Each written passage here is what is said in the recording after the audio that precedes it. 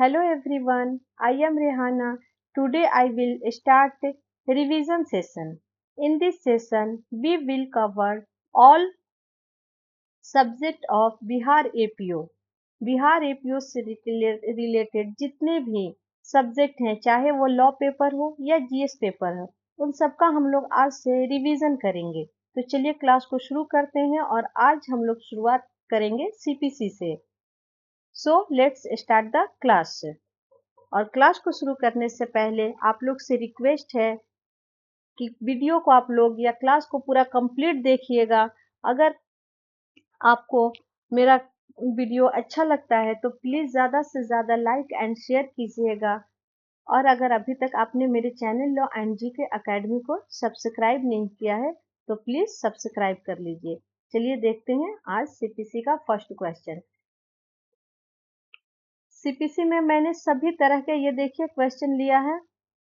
यहाँ पर देखिए मैंने यहाँ सिविल न्यायालय के क्षेत्र, यहाँ मैंने धाराओं से रिलेटेड, जैसे कि बिहार में ट्रेंड है सेक्शन वाइज क्वेश्चन पूछा जाता है, केस वाइज पूछा जाता है, लीडिंग जो केस है उससे क्वेश्चन आपको आता है और अप्लाइड क्वेश्चन आता है। तो मैंने तीनों को मिला करके ये क्वेश्चन पेपर आपका 110 क्वेश्चन आपको इसमें मिलेंगे, इसमें मैंने इंक्लूड कर रखा है। तो आप लोग से प्लीज रिक्वेस्ट है कि पूरा कंप्लीट देखिएगा, ये आपके एग्जाम में आपको काफी हेल्पफुल प्रूफ होगा।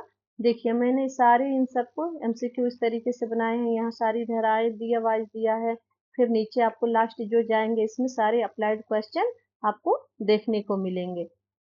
ठीक है, और लगभग सारे ऑर्डर और सेक्शन को मैंने कवर किया है। जो बच जाएंगे उसको मैंने एक अलग वीडियो नेक्स्ट सीपीसी का एक अलग वीडियो दूसरा ले आऊंगी, पार्ट 2 ले आऊंगी। अभी ये पार्ट फर्स्ट है। तो चलिए देखते हैं फर्स्ट क्वेश्चन।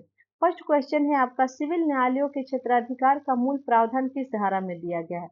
सिविल न्यायालय के क्षेत्राधिकार का जो मूल प्रावधान है वह किस धारा में दिया गया है? सेक्शन 7 ऑप्शन ए है, ऑप्शन बी है सेक्शन 8, ऑप्शन सी है सेक्शन 9 या ऑप्शन डी है सेक्शन 10। तो आपको पता है कि यह हमारा ऑप्शन सी सही है। कौन सा? सेक्शन 9 में दिया गया है, सिविल न्यायालयों के क्षेत्राधिकार के बारे में प्रावधान दिया गया है।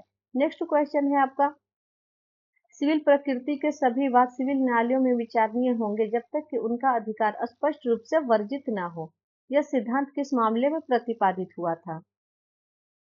हमारे पास ऑप्शन ए है Dhulabhai versus state of Madhya Pradesh, option B है केशवानंद भारती, ऑप्शन सी है Golaknath versus state of Punjab, option B है मेनका गांधी वाद। तो हमारे पास इसका सही आंसर हो जाएगा option A. Option A Dhula भाई वर्सेस स्टेट ऑफ मध्य प्रदेश में कहा गया कि सिविल प्रकृति के जो वाद होंगे वह सिविल न्यायालयों में ही विचारणीय होंगे जब तक कि उनका अधिकार स्पष्ट रूप से वर्जित न कर दिया गया हो। नेक्स्ट क्वेश्चन है आपका, वाद का मूल्य किस प्रकार के क्षेत्राधिकार को निर्धारित करता है? वाद का मूल्य जो होता है वह किस प्रकार के क्षेत्राधिकार को निर्धारित करता है? तो ऑप्शन ए है विषयगत, ऑप्शन बी है प्रादेशिक, ऑप्शन सी है धन संबंधी या ऑप्शन डी अपीलीय। तो हमारा सही आंसर हो जाएगा ऑप्शन सी, धन संबंधी क्षेत्राधिकार को निर्धारित करता है। वाद का जो मूल्य होता है, अगर अगर आपने किसी सिविल सूट करते हैं, मान लीजिए जमीन का कोई मामला हो और उसकी मूल्य क्या है, उसी धन संबंधी जो अधिकारिता है उससे ज्यादा किससे ऊपर किसी न्यायालय में उसकी अधिकारिता नहीं है, तो वहां क्या की जाएगी? वाद दायर नहीं की जाएगी। जो धन संबंधी अधिकारिता के अंतर्गत आता है उसी केस उसी न्यायालय में वो वाद दायर किया जाएगा। ठीक है, सेक्शन कौन सा है वाद संबंधी अधिकारिता को निर्धारित करता है? तो सेक्शन 6 सीपीसी का। ठीक है, नेक्स्ट हमारा क्वेश्चन है, प्रादेशिक क्षेत्राधिकार मुख्यतः किस धारा में है? ऑप्शन ए है 15 to 20, ऑप्शन बी है 21 to 25, ऑप्शन सी है 9 to 11, ऑप्शन डी है 96 to 100। तो हमारा सही आंसर हो जाएगा ऑप्शन ए 15 to 20 में प्रादेशिक क्षेत्राधिकार के बारे में दिया गया। मूल संबंधी धन संबंधी क्षेत्राधिकार सेक्शन 6 में दिया गया है। ठीक है, आगे हम लोग बढ़ते हैं, देखते हैं 5 नंबर क्वेश्चन है आपके पास, वाद के स्थान के संबंध में आपत्ति किस में है? वाद के स्थान के संबंध में आपत्ति, option A section 20, option B section 21, option C section 22 या ऑप्शन डी सेक्शन 24। तो हमारा सही आंसर हो जाएगा ऑप्शन बी, सेक्शन 21 में वाद के स्थान के संबंध में आपत्ति के बारे में प्रावधान है। नेक्स्ट क्वेश्चन है हमारा, सुप्रीम कोर्ट को वाद स्थानांतरित करने की शक्ति किस धारा में है? सुप्रीम कोर्ट को वाद स्थानांतरित करने की शक्ति option A section 24, option B section 25, option C section 26 और ऑप्शन डी सेक्शन 27। तो हमारा सही आंसर हो जाएगा ऑप्शन बी सेक्शन 25 में सुप्रीम कोर्ट को वाद को स्थानांतरित करने की शक्ति दी गई है। ओके, नेक्स्ट क्वेश्चन है हमारा, उच्च न्यायालय या जिला न्यायालय को स्थानांतरण की शक्ति कहाँ दी गई है? मतलब वादों के स्थानांतरण की शक्ति उच्च न्यायालय और जिला न्यायालय को किस सेक्शन में दिया गया है? तो हमारे पास ऑप्शन है सेक्शन 24, ऑप्शन बी है सेक्शन 25, ऑप्शन सी है सेक्शन 26 और ऑप्शन डी है सेक्शन 27। तो हमारा सही आंसर हो जाएगा ऑप्शन है सेक्शन 24 में उच्च न्यायालय और जिला न्यायालय को वादों को स्थानांतरण करने की पावर दिया गया है, शक्ति दी गई है, और सेक्शन 25 में सुप्रीम कोर्ट को यही पावर दिया गया है। तो 24 और 25 वेरी वेरी इंपॉर्टेंट है। नेक्स्ट हमारा क्वेश्चन है, जहां कारण दावा यानी कि कॉज ऑफ एक्शन उत्पन्न होता है वह निर्धारित करता है। ऑप्शन है प्रादेशिक क्षेत्राधिकार को, ऑप्शन बी धन संबंधित क्षेत्राधिकार को, ऑप्शन सी पूर्व न्याय यानी रेस जुडिकाटा को, या ऑप्शन डी अपील को। तो हमारा सही आंसर हो जाएगा जहां भी कॉज ऑफ एक्शन उत्पन्न होता है वह प्रादेशिक क्षेत्राधिकार को निर्धारित करता है। ऑप्शन ए सही है। नेक्स्ट क्वेश्चन है हमारा, कंपनी के विरुद्ध वाद कहां दायर किया जा सकता है? ऑप्शन ए प्रधान कार्यालय में, ऑप्शन बी जहां कॉज ऑफ एक्शन उत्पन्न होता है, ऑप्शन सी दोनों, या ऑप्शन डी इनमें से कोई नहीं या कोई नहीं। तो हमारा सही आंसर हो जाएगा इसका ऑप्शन सी दोनों, जहां प्रधान कार्यालय है कंपनी का या जहां पे कॉज ऑफ एक्शन उत्पन्न हुआ हो। ऑप्शन सी सही आंसर सही है। नेक्स्ट क्वेश्चन है हमारा, यदि न्यायालय में मूलभूत क्षेत्राधिकार का अभाव है, यदि न्यायालय में मूलभूत क्षेत्राधिकार का अभाव है या न्यायालय के पास मूलभूत क्षेत्राधिकार का अभाव है तो डिग्री कैसी होगी? अगर कोई न्यायालय जो है, क्वेश्चन को आप जब भी क्वेश्चन आप लोग एग्जाम में पढ़िएगा तो उसको अपने से तोड़ लीजिएगा, समझ लीजिएगा, क्योंकि क्या है एग्जामिनर जो क्वेश्चन हिंदी की जो लैंग्वेज होती है वो काफी टफ होती है, समझने में दिक्कत होती है। तो यहाँ पर जैसे दिया है तो इसको समझ लीजिए, न्यायालय में मूलभूत क्षेत्राधिकार का अभाव का मतलब होता है न्यायालय जो है अपने क्षेत्राधिकार से बाहर अगर कोई डिग्री दे देता है तो वह डिग्री कैसी होगी? ऑप्शन ए अनियमित होगी, ऑप्शन बी शून्य या वैध होगी, ऑप्शन डी वैध होगी, या ऑप्शन डी संशोधनीय होगी। तो ऑब्वियस है इसका ऑप्शन डी सही है। ऐसी डिग्री क्या होगी? वैध होगी यानी शून्य होगी। नेक्स्ट क्वेश्चन है हमारा, रेस जुडिकाटा किस धारा में है? ऑप्शन ए सेक्शन 10 में, ऑप्शन बी सेक्शन 11 में, ऑप्शन सी सेक्शन 12 में, ऑप्शन सी 13 में। तो रेस जुडिकाटा का प्रावधान हमारे सीपीसी में सेक्शन 11 में किया गया है। ऑप्शन बी सही है। रेस सब जुडिस को किस धारा में बताया गया है? Option A section 10, option B section 11, option B section 12, option D 13। तो इसका सही आंसर हो जाएगा ऑप्शन 10 में रेस सब जुडिस है और रेस जुडिकाटा 11 में है। नेक्स्ट क्वेश्चन है हमारा, कंस्ट्रक्टिव रेस जुडिकाटा का प्रमुख निर्णय कौन सा है? कंस्ट्रक्टिव रेस जुडिकाटा पर मेन निर्णय यानी सुप्रीम कोर्ट का कौन सा डिसीजन फेमस है, कौन सा लीडिंग केस है? ऑप्शन ए है हमारे पास state of Uttar Pradesh versus Nawab Hussain, option B S R. Bommai का केस यहाँ कंप्लीट नहीं मिस प्रिंट हो गया है, ऑप्शन सी गोलकनाथ वाला केस, या Vishakha Dutt versus state of Rajasthan का केस है, इसको भी मिस प्रिंट हो गया है। ठीक है, तो इसका सही आंसर हो जाएगा हमारा state of Uttar Pradesh versus Nawab Hussain का जो केस है वो कंस्ट्रक्टिव रेस जुडिकाटा का लीडिंग केस है। ठीक है, नेक्स्ट क्वेश्चन है हमारा, कंस्ट्रक्टिव रेस जुडिकाटा का वर्णन किस एक्सप्लेनेशन में है? Option A explanation 4, option B explanation 1, option C explanation 2, या ऑप्शन डी एक्सप्लेनेशन 8। तो हमारा सही आंसर हो जाएगा option A explanation 4। Section CPC का सेक्शन 11 के एक्सप्लेनेशन 4 में कंस्ट्रक्टिव रेस जुडिकाटा का वर्णन किया गया है। नेक्स्ट क्वेश्चन है हमारा, रेस जुडिकाटा लागू होता है ऑप्शन ए वादों पर, ऑप्शन बी निष्पादन कार्यवाही पर, ऑप्शन सी सभी याचिकाओं पर, या ऑप्शन डी उपरोक्त सभी पर। तो इसका सही आंसर हो जाएगा ऑप्शन डी, रेस जुडिकाटा जो है वह सभी पर लागू होता है, वाद पर भी, निष्पादन कार्यवाहियों पर भी, रिट याचिकाओं पर भी लागू होता है। ठीक है, ऑप्शन डी हमारा सही आंसर है। नेक्स्ट क्वेश्चन है हमारा, सीधे और सारतः विवादित विषय होना आवश्यक है, किस चीज के लिए होना आवश्यक है? ऑप्शन ए रेस जुडिकाटा के लिए, ऑप्शन बी रिव्यू के लिए, ऑप्शन सी रिवीजन के लिए, ऑप्शन डी अपील के लिए। तो रेस जुडिकाटा के लिए सीधे और सार्वता विवादित होना आवश्यक है। सीधे और सार्वता विवादित क्या है? रेस जुडिकाटा का एक एलिमेंट है। रेस जुडिकाटा को आप लोग अच्छे से पढ़ लीजिएगा। रेस जुडिकाटा से रिलेटेड जितने भी केसेस हैं और रेस जुडिकाटा के मेन एलिमेंट क्या है, ये सारा कुछ आप लोग अच्छे से इसके सारे एक्सप्लेनेशन जो है उन सबको अच्छे से देख लीजिएगा। तो ये क्या है हमारा, यहाँ पे सही आंसर क्या होगा? Race judicata. नेक्स्ट क्वेश्चन है आपका 17 नंबर का 17 है क्वेश्चन आपका, रेस सब जुडिस का परिणाम क्या होता है? ऑप्शन ए वाद खारिज हो जाता है, ऑप्शन बी वाद स्थगित हो जाता है, ऑप्शन सी डिक्री दी जाती है, या ऑप्शन डी पुनरीक्षण किया जाता है। तो इसका सही आंसर हो जाएगा ऑप्शन बी, वाद जो है स्थगित कर दिया जाता है, वाद खारिज नहीं किया जाता है। रेस सब जुडिस में वाद क्या हो जाता है? वाद स्थगित, पेंडिंग में डाल दिया जाता है, पेंडिंग रहती है। ठीक है, नेक्स्ट जो वाद होता है, सेकंड जो वाद होता है, सेकंड जो सूट फाइल की जाती है वो क्या होता है? वह पेंडिंग रहती है, खारिज नहीं की जाती है।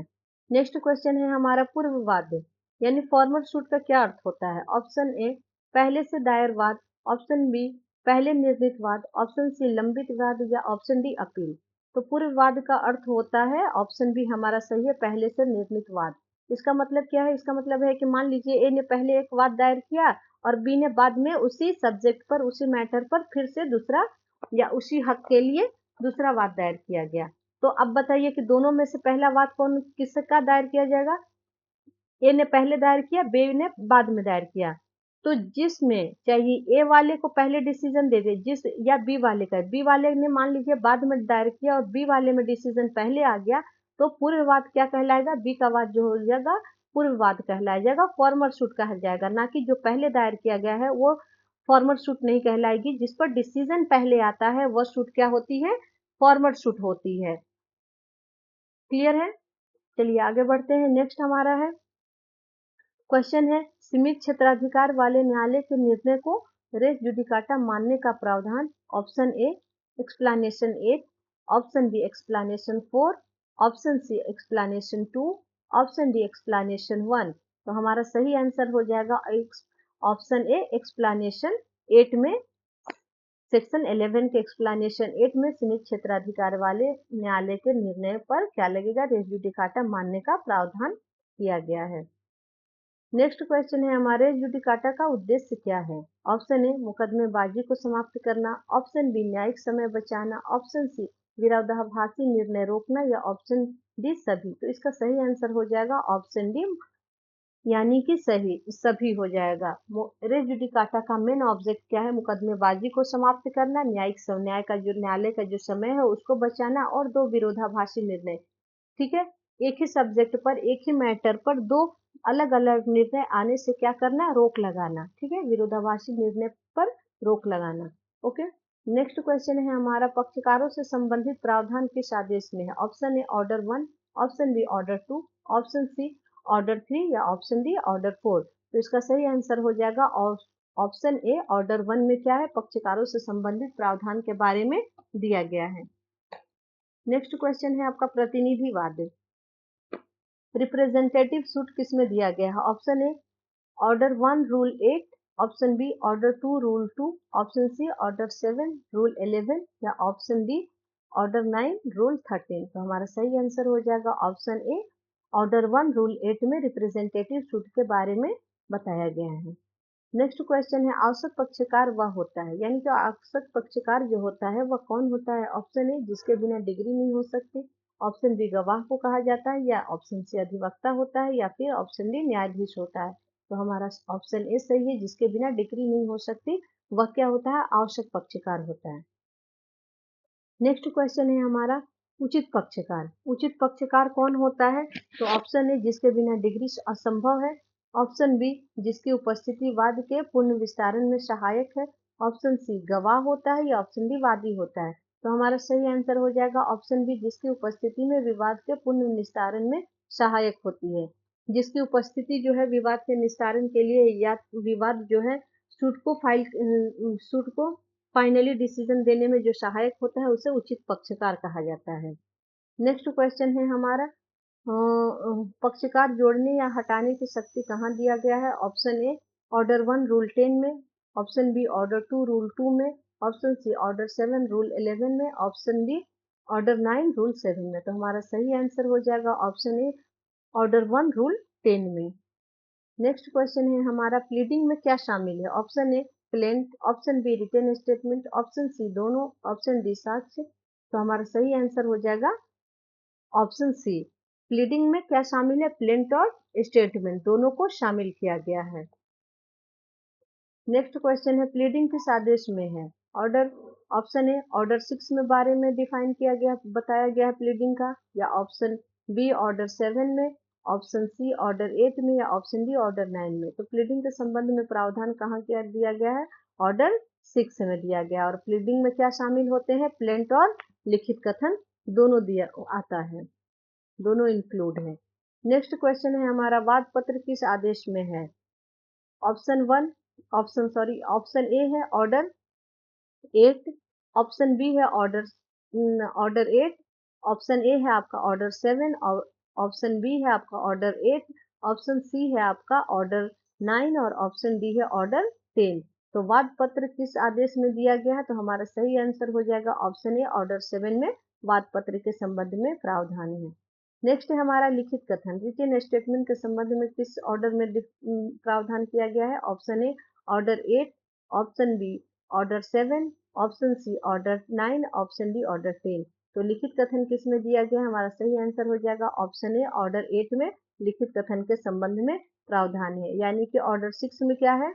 ऑर्डर 6 में है आपका प्लीडिंग, और ऑर्डर 7 में प्लेंट, ऑर्डर 7 में प्लेंट, और ऑर्डर 8 में रिटेन स्टेटमेंट यानी लिखित कथन के बारे में प्रावधान है। नेक्स्ट क्वेश्चन है हमारा, वाद पत्र में संशोधन किस ऑर्डर और रूल के अकॉर्डिंग की जा सकती है? ऑप्शन ए है हमारा ऑर्डर 6 रूल 17, ऑप्शन बी है हमारा ऑर्डर 7 रूल 17, ऑप्शन सी है ऑर्डर 8 रूल 17, और ऑप्शन डी है ऑर्डर 9 रूल 17। तो हमारा सही आंसर हो जाएगा ऑप्शन ए ऑर्डर 6 रूल 17 में वाद पत्र में संशोधन किया जा सकता है। वेरी वेरी इंपॉर्टेंट है, वाद पत्र में संशोधन किसमें है? Order 6 rule 17। नेक्स्ट क्वेश्चन है हमारा, वाद पत्र संशोधन पर प्रमुख निर्णय कौन सा है? ऑप्शन ए है रेवा जीतू बिल्डर्स वर्सेस नारायणा स्वामी, ऑप्शन बी है बोमई वाला केस है, ऑप्शन सी विशाखा दत्त का है, ऑप्शन डी मेनका गांधी। तो ये तीनों केस क्या है? कॉन्स्टिट्यूशन से रिलेटेड है। तो हमारा ऑप्शन क्या है? ऑप्शन ए सही है। वाद पत्र में संशोधन से संबंधित महत्वपूर्ण निर्णय क्या है? रेवा जीतू बिल्डर्स वर्सेस नारायणा स्वामी। नेक्स्ट क्वेश्चन है ऑप्शन ए हमारा सही है। नेक्स्ट क्वेश्चन है हमारा, वाद पत्र में क्या लिखा जाना चाहिए? ऑप्शन ए महत्वपूर्ण तथ्य, ऑप्शन बी साक्ष्य, ऑप्शन सी दोनों, या ऑप्शन डी कोई नहीं। तो हमारा सही आंसर हो जाएगा ऑप्शन ए। वाद पत्र में महत्वपूर्ण जो तथ्य है उसके बारे में लिखा जाना चाहिए। 33 क्वेश्चन है आपका, वाद पत्र अस्वीकार करने का प्रावधान किसमें है? Option A order 7 rule 11, option B order 8 rule 11, option C order 9 rule 11, option D order 10 rule 11। तो सही आंसर हो जाएगा हमारा ऑप्शन ए ऑर्डर 7 रूल 11 में क्या बताया गया है? वाद पत्र अस्वीकार करने का प्रावधान दिया गया है। नेक्स्ट क्वेश्चन है आपका, कारण दावा का उल्लेख होना चाहिए। ऑप्शन ए वाद पत्र में, ऑप्शन बी साक्ष्य में, ऑप्शन सी निर्णय में, या ऑप्शन डी अपील में। तो इसका सही आंसर हो जाएगा ऑप्शन ए वाद पत्र में क्या होना चाहिए? कारण दावा यानी कॉज ऑफ एक्शन का उल्लेख होना चाहिए। बिना कॉज ऑफ एक्शन के उत्पन्न हुए कोई भी वाद दायर नहीं किया जा सकता, कोई भी सूट फाइल नहीं की जा सकती। इसीलिए वेरी वेरी इंपॉर्टेंट है क्या है कि सबसे पहले कॉज ऑफ एक्शन उत्पन्न हो, उसके बाद वाद पत्र दाखिल किया जा सकता है यानी प्लेंट दायर किया जाता है। तो वाद पत्र में किस चीज का उल्लेख होना चाहिए? कॉज ऑफ एक्शन का। नेक्स्ट क्वेश्चन है हमारा, सम्मन का आदेश कहाँ है? ऑर्डर, ऑप्शन ए ऑर्डर 5 में, ऑप्शन बी ऑर्डर 6 में, ऑप्शन सी ऑर्डर 7 में, ऑप्शन डी ऑर्डर 8 में। तो हमने आप तीनों ऑर्डर को देख लिया। 6 में क्या है? प्लीडिंग है, 7 में क्या है? प्लेंट है, और 8 में क्या है? ऑर्डर 8 में है आपका रिटन स्टेटमेंट है। तो सही आंसर क्या हो जाएगा? ऑप्शन ए ऑर्डर 5 में सम्मन के बारे में प्रावधान दिया गया है। नेक्स्ट क्वेश्चन है आपका ex parte decree. Ex parte decree का प्रावधान कहाँ है? Option A order 9, option B order 10, option C order 11 या ऑप्शन डी ऑर्डर 12 है। तो एक्स पार्टी के संबंध में प्रावधान दिया गया है ऑर्डर 9 में। एक्स पार्टी डिग्री के बारे में कहाँ दिया गया है? ऑर्डर 9 में। नेक्स्ट क्वेश्चन है आपका, एक्स पार्टी डिग्री निरस्त करने का प्रावधान कहाँ है?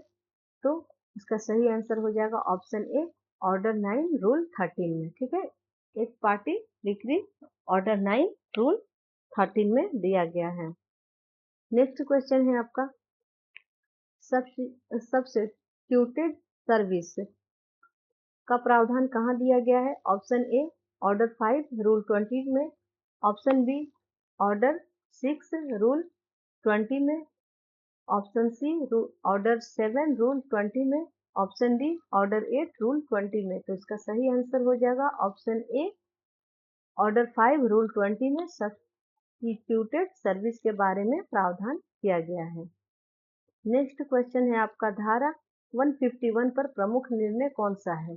ऑप्शन ए मनोहर लाल चोपड़ा बनाम Rai Bahadur Rao Raja Seth Hiralal, option B Kesavananda Bharati, option C Bommai वाला case, option D Minerva mills वाला केस। तो ये तीनों में से कोई नहीं है, ऑप्शन ए हमारा सही आंसर है मनोहर लाल चोपड़ा वर्सेस राय बहादुर राव राजा सेठ हीरालाल। क्या है?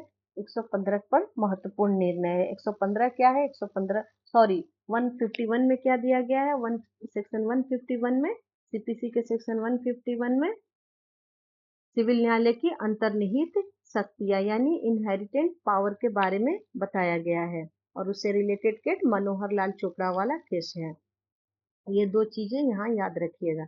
नेक्स्ट क्वेश्चन है हमारा, अस्थायी निषेधाज्ञा हेतु आवश्यक शर्त है। Option A prima facie, option B balance of convenience, option C irreparable injury, option D सभी। तो निषेधाज्ञा, अस्थायी निषेधाज्ञा के लिए ये सारे होने जरूरी है, तो हमारा ऑप्शन डी सही है। Prima facie, balance of convenience और इरिपरेबल इंजूरी भी जरूरी है, तो हमारा ऑप्शन डी सही है। नेक्स्ट क्वेश्चन है हमारा, रिसीवर किसका अधिकारी होता है? ऑप्शन 40 क्वेश्चन 49 है, रिसीवर जो है वह किसका अधिकारी होता है? ऑप्शन ए न्यायालय का, ऑप्शन बी वादी का, ऑप्शन सी प्रतिवादी का या ऑप्शन डी राज्य का। तो हमारा सही आंसर हो जाएगा ऑप्शन ए, रिसीवर जो है वह न्यायालय का अधिकारी होता है। नेक्स्ट क्वेश्चन है, केवियट का क्या उद्देश्य है? ऑप्शन ए एक पक्षीय आदेश रोकना, ऑप्शन बी डिग्री का निष्पादन, ऑप्शन सी अपील या ऑप्शन डी पुनरीक्षण। तो इसका सही आंसर हो जाएगा ऑप्शन ए, केवियट का मेन उद्देश्य क्या होता है? एक पक्षीय आदेश को रोकना। केवियट के बारे में प्रावधान कहाँ दिया गया है? तो सीपीसी के सेक्शन 148 ए में दिया गया है। नेक्स्ट क्वेश्चन है आपका 51, यदि वाद में कारण दावा का कोई भी भाग न्यायालय की सीमा में उत्पन्न हुआ हो तो न्यायालय क्या करेगा? ऑप्शन ए क्षेत्राधिकार नहीं रखेगा, ऑप्शन बी क्षेत्राधिकार रखेगा, ऑप्शन सी केवल अपील सुन सकता है, ऑप्शन डी केवल निष्पादन कर सकता है। तो इसका सही आंसर हो जाएगा ऑप्शन बी क्षेत्राधिकार रखेगा। कोई भी कोज ऑफ एक्शन जिस न्यायालय की सीमा में उत्पन्न होता है उसी न्यायालय को क्या होती है? क्षेत्राधिकार प्राप्त होता है कि वह क्या करे? उस पर सुनवाई करे। ऑप्शन बी सही है। नेक्स्ट क्वेश्चन है हमारा, सेक्शन 10 सीपीसी रेस सब जुडिस का उद्देश्य क्या है? ऑप्शन ए समान विषय पर दो विरोधी निर्णयों को रोकना, ऑप्शन बी अपील समाप्त करना, ऑप्शन सी डिग्री का निष्पादन रोकना, ऑप्शन डी पुनरीक्षण समाप्त करना।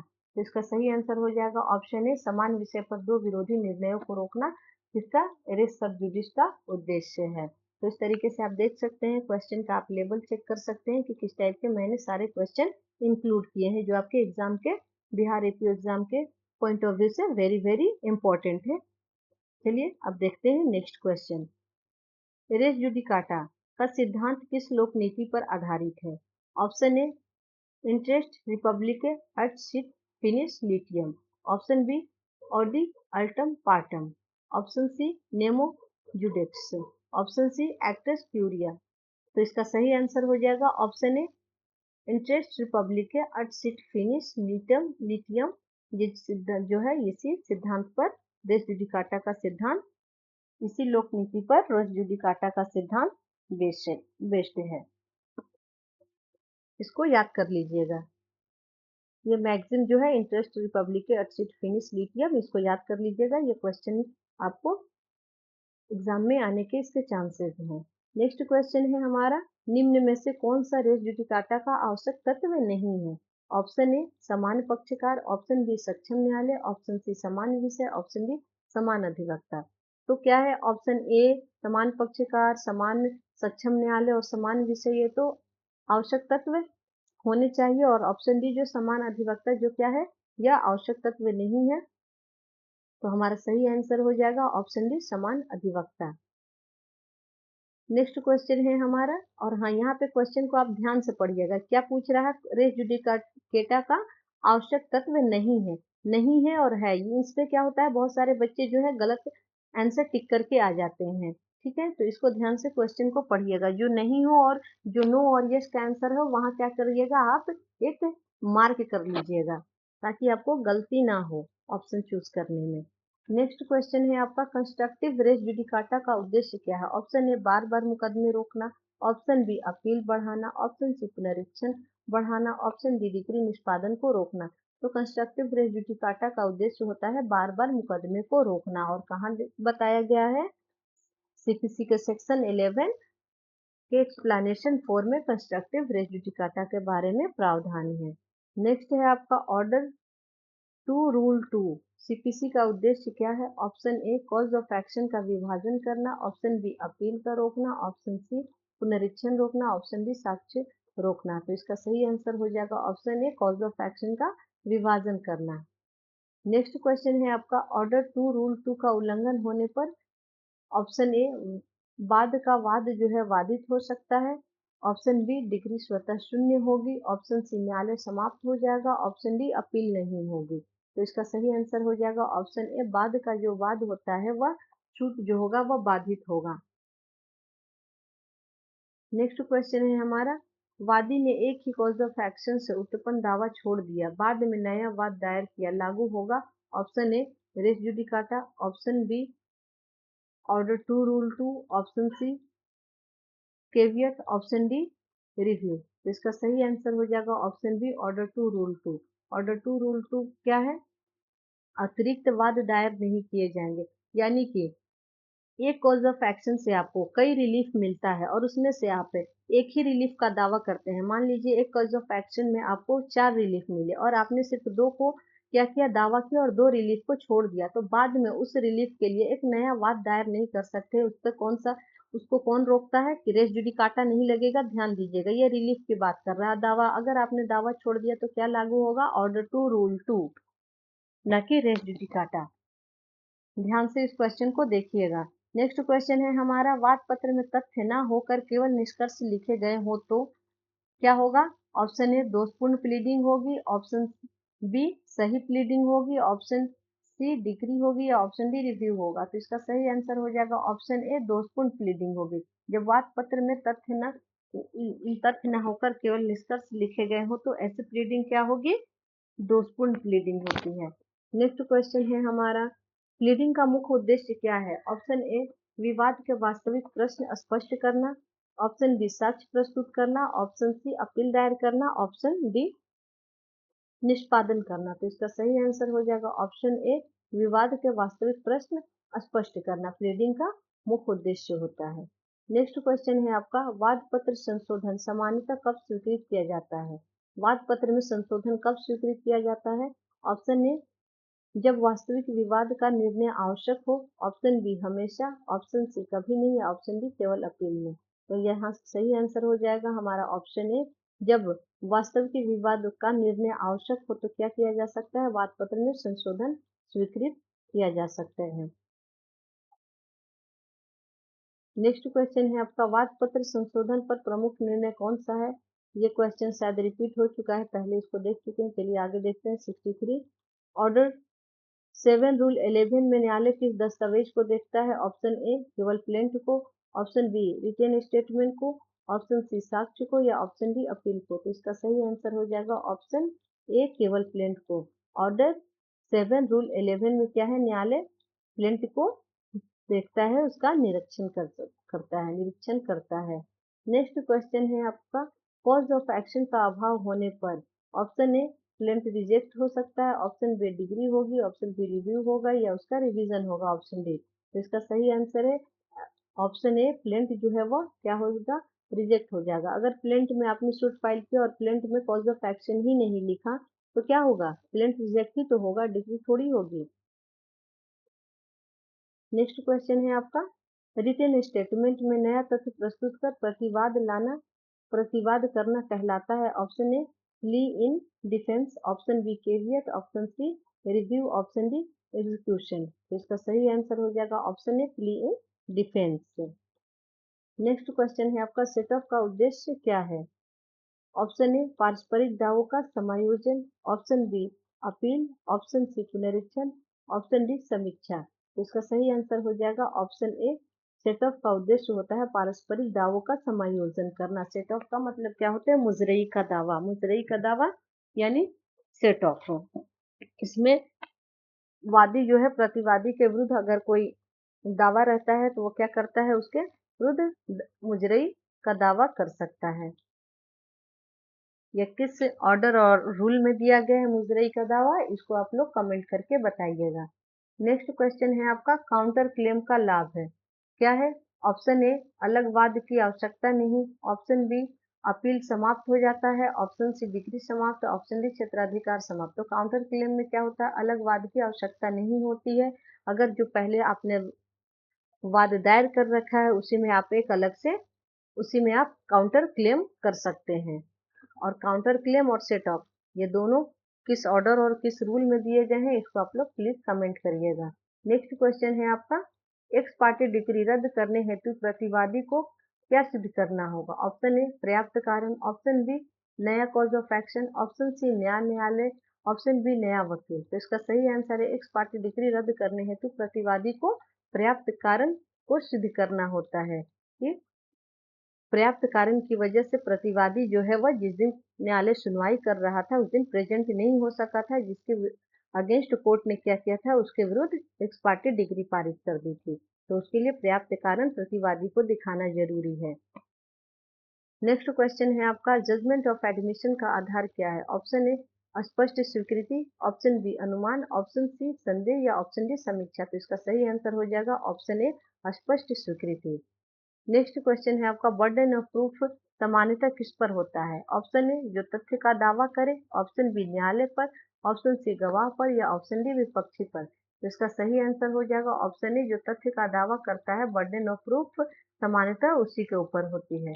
ऑप्शन नेक्स्ट क्वेश्चन है हमारा, टेम्पोररी इंजेक्शन का उद्देश्य क्या है। ऑप्शन ए यथास्थिति बनाए रखना, ऑप्शन बी डिग्री देना, ऑप्शन सी अपील सुनना, या ऑप्शन डी निष्पादन करना। तो इसका सही आंसर हो जाएगा टेम्पोररी इंजेक्शन का उद्देश्य यथास्थिति को बनाए रखना है। नेक्स्ट क्वेश्चन है आपका, प्राइमा फेसाई केस का अर्थ क्या होता है। ऑप्शन ए प्रथम दृष्टया मामला, ऑप्शन बी अंतिम निर्णय, ऑप्शन सी अपील, या ऑप्शन डी पुनरीक्षण। तो इसका सही आंसर हो जाएगा ऑप्शन ए प्रथम दृष्टया मामला। नेक्स्ट क्वेश्चन है आपका 73, इरिपेरेबल इंजरी का क्या अर्थ होता है। ऑप्शन ए धन से क्षतिपूर्ति संभव न हो, ऑप्शन बी छोटी हानि, ऑप्शन सी कोई हानि नहीं, ऑप्शन डी अपील योग्य हानि। तो इसका सही आंसर हो जाएगा ऑप्शन ए धन से क्षतिपूर्ति संभव ना हो, मतलब ऐसी क्षति होना जिसको धन देकर भी पूर्ति नहीं की जा सकती, उसे ही कहा जाता है इरिपेरेबल इंजरी। नेक्स्ट क्वेश्चन है हमारा, इनहेरिटेंट पावर का प्रयोग कब होगा। ऑप्शन ए मतलब कि कोर्ट जो है अपना इनहेरिटेंट पावर का प्रयोग कब करेगा। ऑप्शन ए जब सीपीसी में स्पष्ट प्रावधान ना हो, ऑप्शन बी हमेशा, ऑप्शन सी कभी नहीं, या ऑप्शन डी केवल अपील में। तो इसका सही आंसर हो जाएगा ऑप्शन ए जब सीपीसी में स्पष्ट प्रावधान ना हो तो कोर्ट क्या कर सकती है, अपने इनहेरिटेंट पावर का प्रयोग कर सकती है। कौन सा सेक्शन है, सेक्शन 151। और इसके ऊपर कौन सा लीडिंग केस है, इसको अभी मैंने आपको पढ़ाया है, इसको कमेंट करके बताइएगा।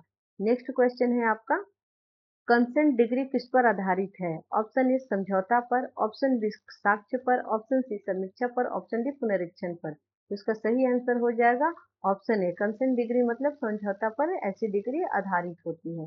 नेक्स्ट क्वेश्चन है आपका, कंसेंट डिग्री के विरुद्ध सामान्यतः ऑप्शन ए अपील नहीं होती है, ऑप्शन बी अपील होती है, ऑप्शन सी रिवीजन होती है, ऑप्शन डी रिव्यू होता है।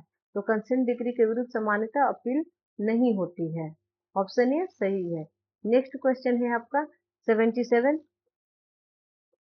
77 नंबर क्वेश्चन है आपका, पार्लियामेंट्री डिग्री का सर्वोत्तम उदाहरण क्या है? ऑप्शन ए विभाजनवाद, ऑप्शन बी निषेधाज्ञावाद, ऑप्शन सी मानहानिवाद या ऑप्शन डी कब्जावाद। तो इसका सही आंसर हो जाएगा ऑप्शन ए विभाजनवाद।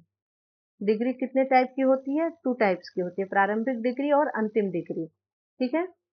नेक्स्ट क्वेश्चन है आपका, एक वाद में प्राइमरली प्राइमरली और फाइनल दोनों डिग्री हो सकती है, यानी प्रारंभिक और अंतिम डिग्री हो सकती है। क्या ऐसा हो सकता है?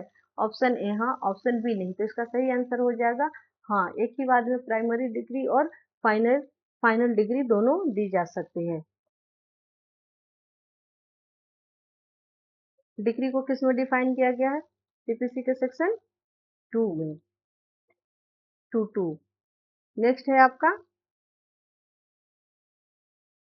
सेकंड अपील केवल किस आधार पर आधारित है? Option A substantial question of law, option B तथ्य पर, ऑप्शन सी साक्ष्य पर, ऑप्शन डी अनुमान पर। इसका सही आंसर हो जाएगा option A substantial question of law पर सेकंड अपील आधारित होती है। नेक्स्ट क्वेश्चन है आपका, सब्सटेंशियल क्वेश्चन ऑफ लॉ का अवधारण पर मुख्य निर्णय कौन सा है? Option A Santosh Hazari versus Purushottam Tiwari, option B Vishakha, option B C Bommai वाला केस या option C मिर्नवा mills.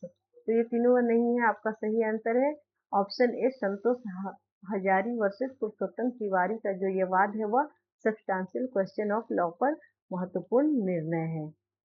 Next question है आपका, रिव्यू का क्या उद्देश्य है? ऑप्शन ए अस्पष्ट त्रुटि सुधारना, ऑप्शन बी पुनः सुनवाई करना, ऑप्शन सी नया मुकदमा करना, ऑप्शन डी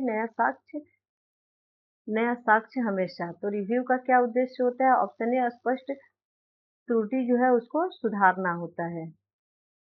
नेक्स्ट क्वेश्चन है आपका, रिव्यू और अपील में मुख्य अंतर क्या है? ऑप्शन ए अपील अधिकार है और रिव्यू सीमित शक्ति है, ऑप्शन बी दोनों समान है, ऑप्शन सी दोनों निषेध है और ऑप्शन डी कोई अंतर नहीं है। तो इसका सही आंसर हो जाएगा ऑप्शन ए रिव्यू और अपील मुख्यतः अपील अधिकार है और रिव्यू जो है वह सीमित शक्ति है।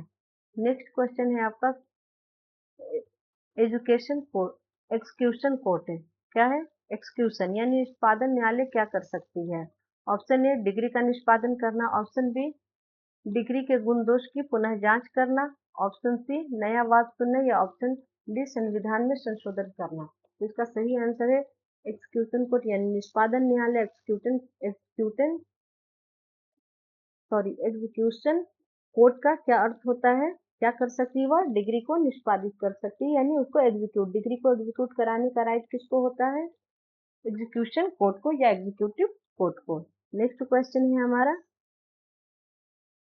सेक्शन 47 का उद्देश्य क्या है? ऑप्शन ए निष्पादन संबंधी विवादों का निस्तारण, option B appeal, option C समीक्षा, ऑप्शन डी पुनरीक्षण। तो इसका सही आंसर हो जाएगा ऑप्शन ए सेक्शन 47 का उद्देश्य निष्पादन संबंधी विवादों का निस्तारण है।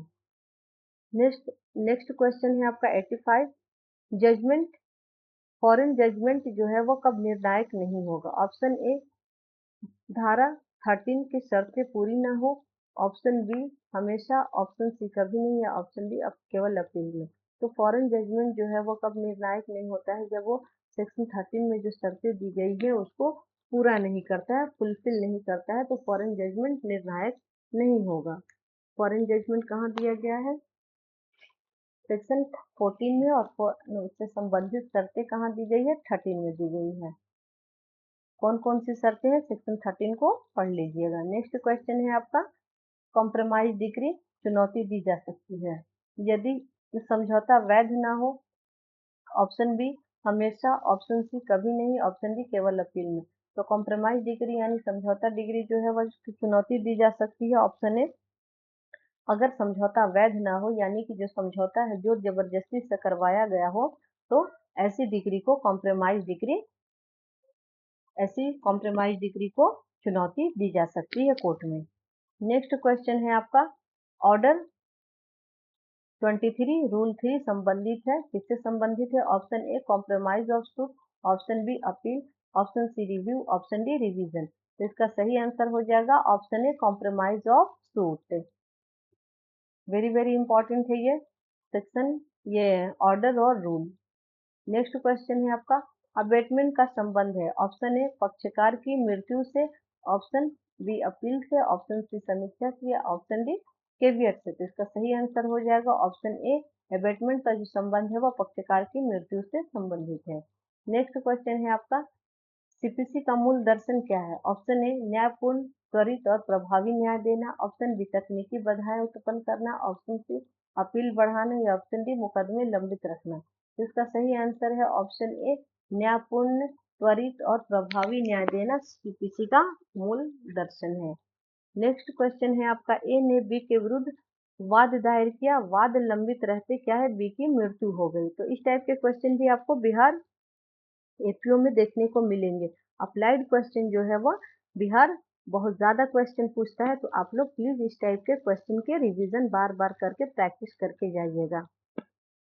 चलिए क्वेश्चन देखते हैं फिर से एक बार, ए ने बी के विरुद्ध वाद दायर किया, वाद लंबित रहते क्या हो गया? बी की मृत्यु हो गई, बी के कानूनी प्रतिनिधि को समय पर नहीं जोड़ा गया। तो इसका क्या परिणाम होगा? ऑप्शन ए रिव्यू होगा, ऑप्शन बी अपेटमेंट होगा, ऑप्शन सी रिवीजन होगा, या ऑप्शन डी रेस जुडिकाटा होगा। तो इसका सही आंसर क्या हो जाएगा? ऑप्शन बी अपेटमेंट होगा। नेक्स्ट क्वेश्चन है आपका, वादी ने गलत मूल्यांकन करके कोर्ट फी कम जमा की, न्यायालय क्या करेगा? ऑप्शन ए वाद तुरंत खारिज कर देगा, ऑप्शन बी कमी दूर करने का अवसर देगा, ऑप्शन सी डिग्री देगा, या ऑप्शन डी अपील में भेजेगा। तो क्वेश्चन क्या कह रहा है कि वादी जो है अपना जो कोर्ट जो अपना कोर्ट में केस फाइल करता है, तो क्या करता है, कोर्ट फी जो है वो कम मूल्यांकन करके क्या करता है, कम फी जमा करता है। कोर्ट फी जो है वो कम जमा करता है, तो कोर्ट न्यायालय जो है वह कोर्ट क्या कर सकती है, वाद को खारिज कर सकता है? तो नहीं, कोर्ट क्या करती है, कोर्ट वाद को खारिज नहीं करती है, बल्कि कोर्ट फी को जमा करने का उसको अवसर देती है, कमी को दूर करने का अवसर देगी। मतलब वादी को कहेगी कि जाकर के आप कंप्लीट जो कोर्ट फी है उसको जमा करिए, उसके बाद आपका केस दायर होगा। नेक्स्ट क्वेश्चन है आपका, ए ने बी पर वाद किया, बी का दावा है कि विवाद मध्यस्थ समझौते के अंतर्गत आता है, तो बी को क्या करना चाहिए? ऑप्शन ए रिटन स्टेटमेंट के बाद आवेदन देना चाहिए, ऑप्शन ए प्रथम अवसर पर आर्बिट्रेशन एक्ट के तहत आवेदन करना चाहिए, ऑप्शन सी रिव्यू में जाना चाहिए, ऑप्शन डी अपील में जाना चाहिए। तो इसका सही आंसर है ऑप्शन बी, प्रथम अवसर पर ही बी क्या कह सकता है कि यह मामला जो है वह आर्बिट्रेशन एक्ट के तहत सुना जाएगा, यही आवेदन दे सकता है कोर्ट में। नेक्स्ट क्वेश्चन है आपका, न्यायालय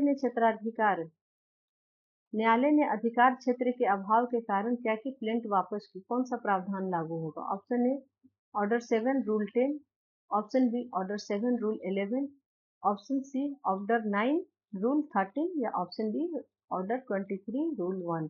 तो इसका सही आंसर हो जाएगा ऑर्डर 7 रूल 10 में अगर न्यायालय अपने क्षेत्राधिकार के अभाव के कारण प्लेंट को क्या कर सकता है, वापस कर सकता है। यानी गलत क्षेत्राधिकार में वाद दायर कर दिया गया है गलत क्षेत्राधिकार वाले न्यायालय में, तो वह क्या कर सकता है, उसे वापस कर सकता है प्लेंट को। नेक्स्ट है हमारा क्वेश्चन, ए ने 10 लाख है की डिग्री प्राप्त की, बी डिग्री के बाद अपनी संपत्ति छिपाने लगा। ठीक है, ए ने 10 लाख की डिग्री प्राप्त की बी के विरुद्ध, और बी जो है डिग्री के बाद क्या करता है, अपनी संपत्ति छिपाने लगता है। तो ए क्या मांग कर सकता है? Option A execution attachment, option B review, option C caveat, option D set off. तो इसका सही आंसर है क्या कर सकता है, अटैचमेंट, एग्जीक्यूशन अटैचमेंट की मांग कर सकता है। नेक्स्ट क्वेश्चन है आपका, वादी मुकदमे के दौरान दिवालिया घोषित हो गया है, इसका प्रभाव किस ऑर्डर में देखा जाएगा? Option A order 22, option B order 23, option C order 21 और ऑप्शन डी ऑर्डर 26।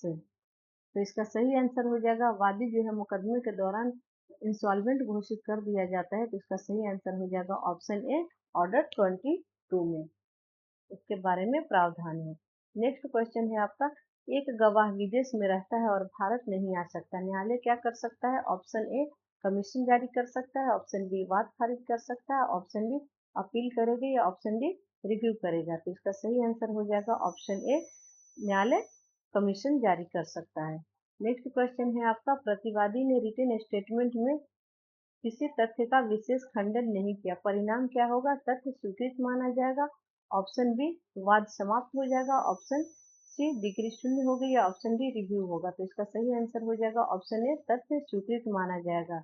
वादी ने अगर रिटन स्टेटमेंट में किसी तथ्य का खंडन नहीं किया है, जैसे कि ए दावा करता है, मान लीजिए एक ए है और वो दावा करता है कि बी ने उसकी प्रॉपर्टी पर कब्जा कर लिया है, और बी जब अपना रिटन स्टेटमेंट कोर्ट में दायर करता है तो उसमें वो उसको नकारता नहीं है कि मैंने कब्जा नहीं किया, ये मेरा अपना खुद का है, तो क्या कब माना जाएगा? कोर्ट मानेगा कि उसने उस तथ्य को स्वीकार कर लिया है। इसीलिए मैं कही कि सेक्शन ऑर्डर 7 और 8 वेरी वेरी इंपॉर्टेंट है, 8 9 भी वेरी वेरी इंपॉर्टेंट है, इसको बार बार आप लोग रिवीजन कर लीजिएगा। नेक्स्ट क्वेश्चन है 99, न्यायालय ने गलती से किसी गैर पक्षकार के विरुद्ध डिक्री दे दी, वह व्यक्ति क्या कह सकता है? ऑप्शन ए डिक्री उसके विरुद्ध बाध्यकारी नहीं है, ऑप्शन बी डिक्री अंतिम है, ऑप्शन सी अपील नहीं है, ऑप्शन डी रिव्यू नहीं। तो अपील और डिक्री सब तो बाद में होगा, जब जो ऐसी डिग्री दी जाती है जो उसके ऊपर बाध्यकारी नहीं है, तो क्या होगा? डिग्री जो है गैर पक्षकार के विरुद्ध दे देती है। मान लीजिए ए और बी के ऊपर क्या होता है, ए ने बी के ऊपर केस कर रखा है और सी कोई पार्टी नहीं है और डिग्री जो है वह सी के विरुद्ध दे दी जाती है, तो सी क्या कहेगा कि डिग्री जो है वह उसके ऊपर बाध्यकारी नहीं है। अब 100 नंबर का क्वेश्चन है आपका, लास्ट इस सेशन का लास्ट क्वेश्चन है। देखते हैं, वादी ने वाद दायर किया लेकिन कॉज ऑफ एक्शन मुकदमे के बाद उत्पन्न हुआ, तो क्या वाद चलेगा? ऑप्शन ए नहीं, ऑप्शन बी, ऑप्शन ए हाँ, ऑप्शन बी नहीं, ऑप्शन सी केवल अपील में और ऑप्शन डी रिवीजन में। तो हो ही नहीं सकता है, इसका सही आंसर हो जाएगा ऑप्शन बी, अगर कॉज ऑफ एक्शन ही जब उत्पन्न नहीं हुआ है तो वाद दायर नहीं हो सकता है। तो फ्रेंड्स, आज सीपीसी के हम लोग टोटल 100 क्वेश्चन ही कंप्लीट करेंगे, बाकी जो क्वेश्चन बच जाएंगे वो उसको मैं नेक्स्ट पार्ट में आपके लिए प्रोवाइड करा दूंगी। तो चलिए यहीं पर आज मेरा सेशन समाप्त होता है, और आप लोग से रिक्वेस्ट है कि प्लीज़ प्लीज़ प्लीज़ वीडियो को कंप्लीट देखिएगा, और वीडियो आपको हेल्पफुल लगे तो प्लीज़ ज़्यादा से ज़्यादा लाइक एंड शेयर कीजिएगा। और अभी तक आप मेरे चैनल को सब्सक्राइब नहीं किए हैं या अभी आप मेरे चैनल पर नए आए हैं तो प्लीज़ प्लीज़ प्लीज़ मेरे channel law and GK academy को सब्सक्राइब कर लीजिएगा। तो चलिए मिलते हैं नेक्स्ट क्लास में, तब तक के लिए जय हिंद।